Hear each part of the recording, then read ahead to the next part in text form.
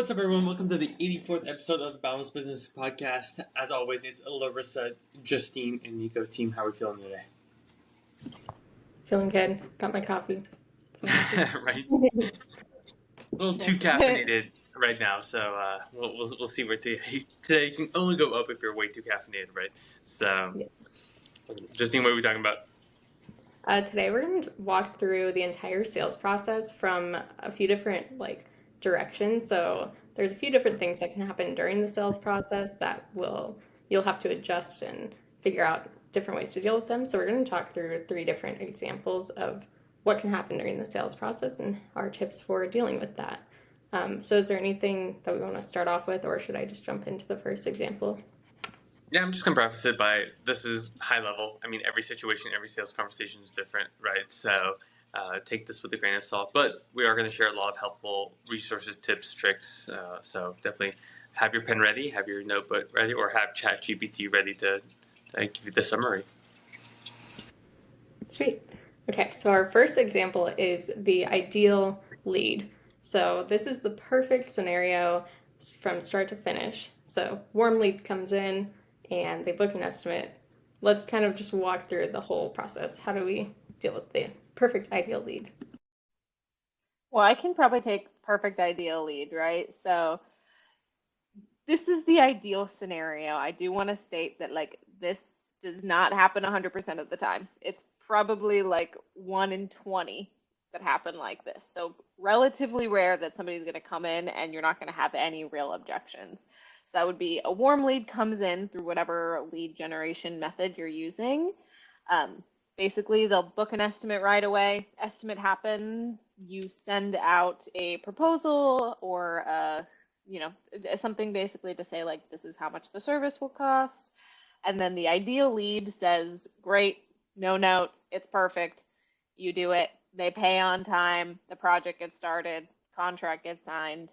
Yeah, that's the ideal perfect lead, is that they come in, no real resistance. They know what they want. They have the best budget. They're in a location that makes sense for you, and the project is reasonable. They have good expectations. So I'm stating all of this to state this is the ideal. There's so many variables in this that never happen. I don't know how often people give estimates that nobody would even combat at all. Nobody would even say maybe I want to do this instead, or I changed my mind on that, or whatever. So have people come in that just, they know what they want. You're a great fit for them. Pricing is right. Timing is right. They're good to go. Those are the types of leads you ideally want. Yeah, it's more so they'll come in. Usually, yeah, we're going to take referrals out because referrals is just a whole different mechanism. They'll come in and they'll have a rough idea of what they're looking for. So usually, and good marketing will anchor that in something specific. If it's porcelain, turf, retaining wall, whatever that is, they'll come in with that. Now, depending on the market's sophistication, you might have to educate them about more logistics behind it, like cost, timeline. Like if you want artificial turf done, it takes more than a day because you got to usually level and take out sod and put it in there, and there's just a lot more that goes into it. So there's some education that usually happens there. Throughout that, you want to also bring up a lot of social proof. So if you do more social proof, if you show past jobs, whether that's on social or on your Google My Business, whatever that is, if you show that will help in the conversation as well. But usually there's a stark drop off between people who come in who want an estimate.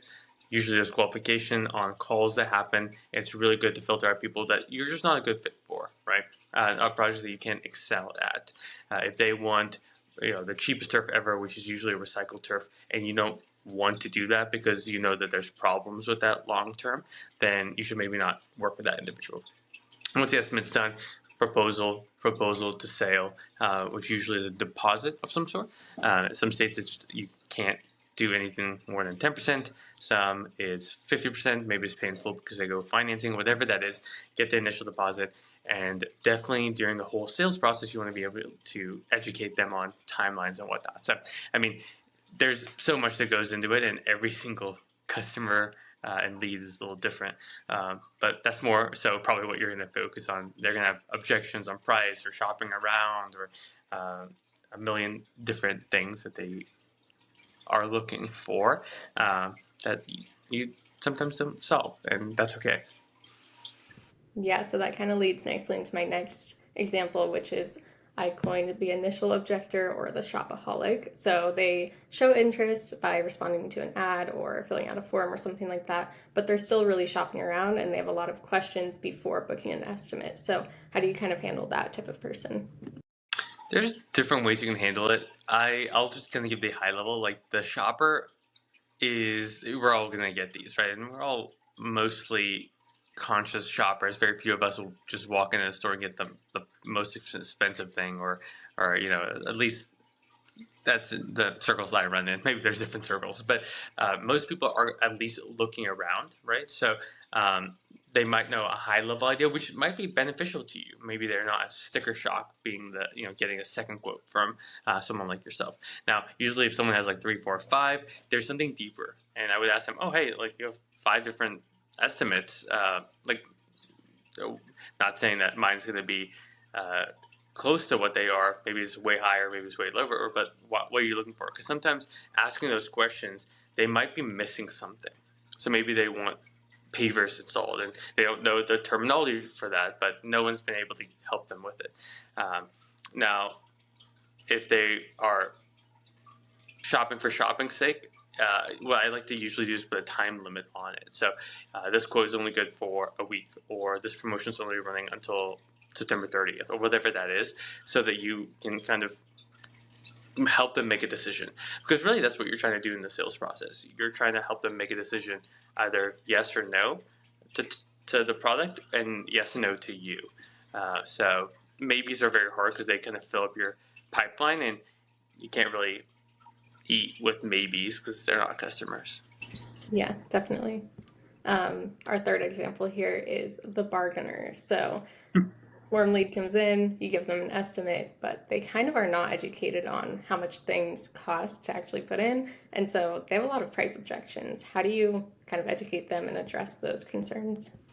Yeah, it's very interesting because a lot of people say usually go with the discount route. So let's say that I quote a project and it's $30,000, and they throw their hands up and like, that's ridiculous, blah blah blah.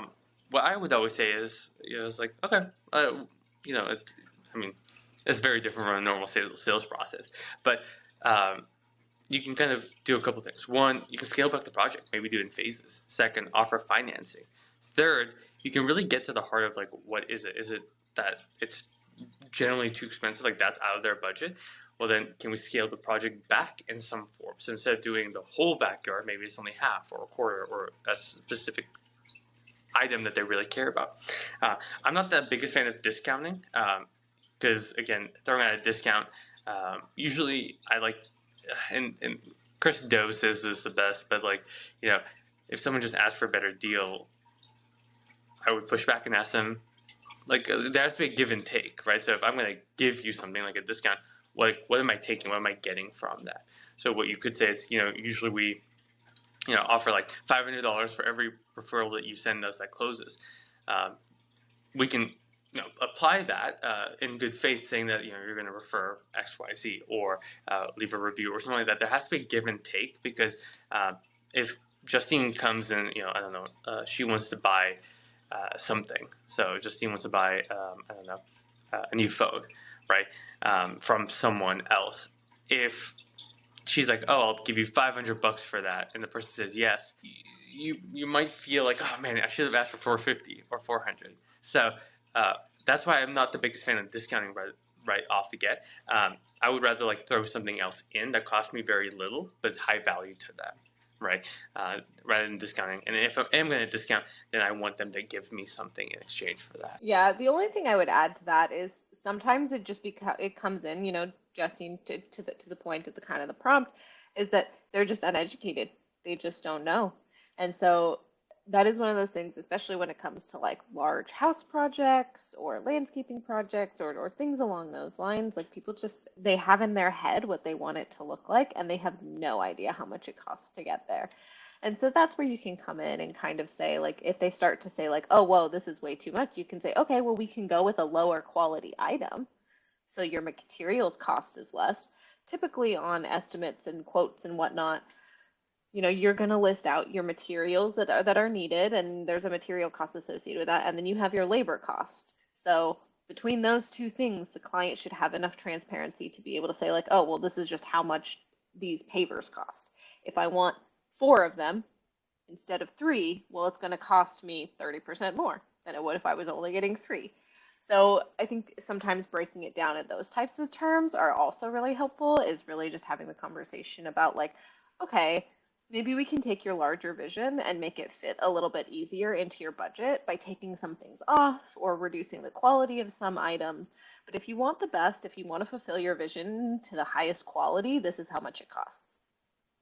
So I would say there's other ways you can typically, like, reduce price without kind of devaluing yourself as an entity. So those are things I like to focus on, just because, a lot of the price is so out of people's control. You can't control the material cost, not super, super well, at least, unless you have, like, amazing materials partners in every single tiny space, which is unlikely. Then, those are the ones that it makes sense to come in and to say, like, well, this is how much it costs. So if you don't want it, you can't afford it. That's fine. And that's when you can also throw in things like financing and stuff, which helps too. Yeah, absolutely. Sweet. Well, those are all the questions I had. Is there any other general tips that we missed or anything else you want to add before we end it off? I will give an analogy from this week, which is that even someone who says not right now, no, or ghosts you, doesn't mean that you shouldn't follow up with them. So that's something I did this week. People who've said no to working with us, or not right now or whatnot, for the last couple of months, I only reached out to a couple of those and was able to get a contract out to them and reactivate one that was a customer, but they went through a hiring phase and now might want to bring us back. So there's actually, like, a lot of value in taking very detailed notes, understanding the customer, documenting that, so that you, when, even if a deal doesn't close right now, you can reach out to them later and have so much more context and trust built with them. Because even though a no is a no right now, unless they say no, I'll never work with you, blah, blah, blah, that's fair game, and you can use a lot of automation to actually continue conversations with those individuals later on. So, well, guys, it's been a great episode. Thank you guys so much for all your insight. If you guys have any questions, email me at nico@balancedmedia.com. We'll see you guys next week, and have a great rest of your day. Peace.